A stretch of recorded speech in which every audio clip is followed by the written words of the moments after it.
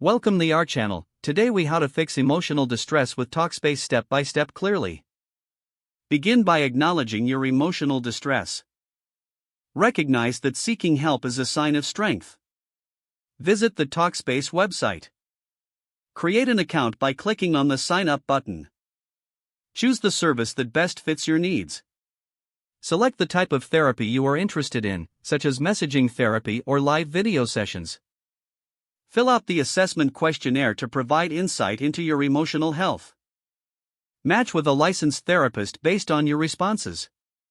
Review your therapist's profile to ensure they align with your preferences. Schedule your first session at a time that works for you. Prepare for your session by listing the topics you want to discuss. Engage openly with your therapist during the session. Ask questions if you're unsure about the process or therapy techniques. Be honest about your feelings and experiences to foster a productive dialogue. Set goals for your therapy to track your progress.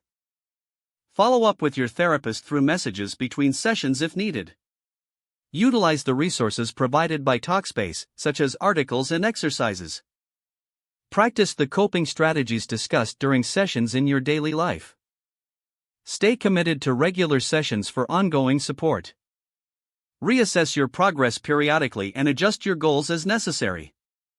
Remember that healing takes time, and it's okay to seek continuous support. If the page does not load, refresh the browser or try again in a private or incognito window. Make sure you are using the correct email address, then retype it carefully to avoid small typos. If your password is not accepted, use the reset option and create a new strong password you can remember. Check your spam folder for verification or security emails, then complete any requested confirmation steps. Enable two-factor authentication if available to improve account security and reduce unauthorized access risk. After signing in, review your profile details so your contact information and settings are accurate and current. If you see an error message, note it down and try again after restarting your device and internet connection. Don't forget to like this video and subscribe to our channel for more step-by-step tech guides.